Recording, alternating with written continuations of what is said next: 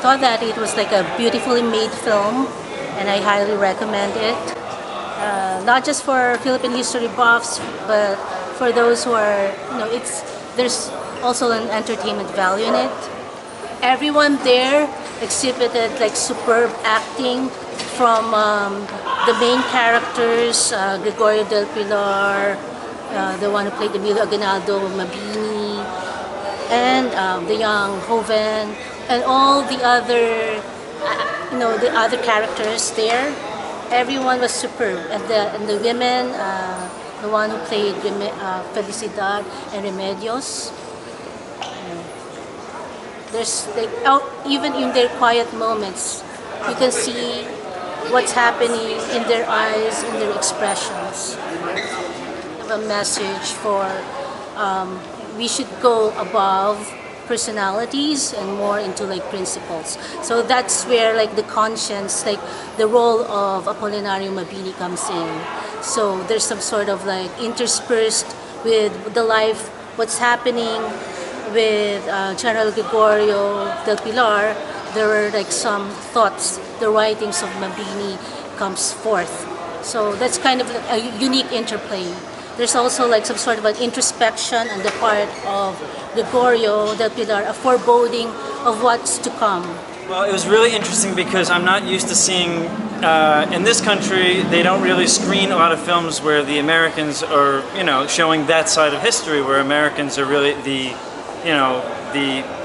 antagonists, the villains. So this is a history we're not familiar with. We're raised to believe that just the Philippines and Americans have just always been friends, and that there's never any real conflict between the two.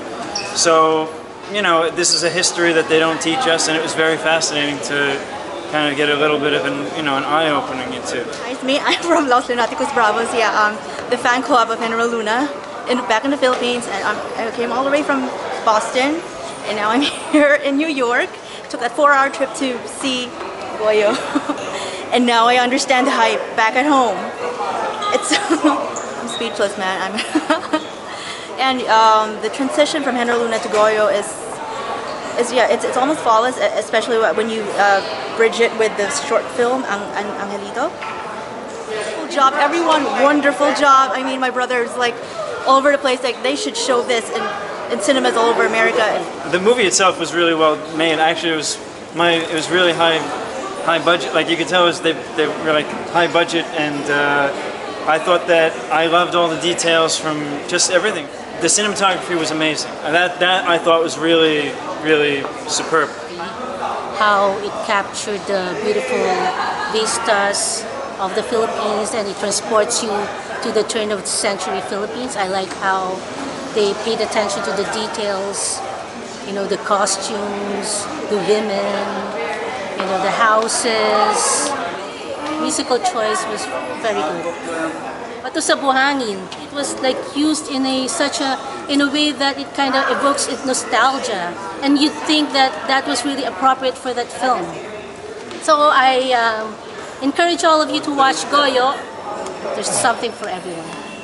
This was really, really well made. And I particularly liked how the last part of the film, really how they were covering being on the mountain. It was really impressive how they really, I don't know, you really felt like in the action, really immersed in it. But it really wasn't just an action film. Like, it was really had a lot of depth. It was I thought the character development was really good. So it wasn't just like a war movie. It was great. It was a historical film. I thought it did a really good job of it. I think this film hopefully will get more traction because I think I like history films, biopics, but I thought it's very relevant because it's a part of our history too, and people should know more of the history of what happened. It's very important.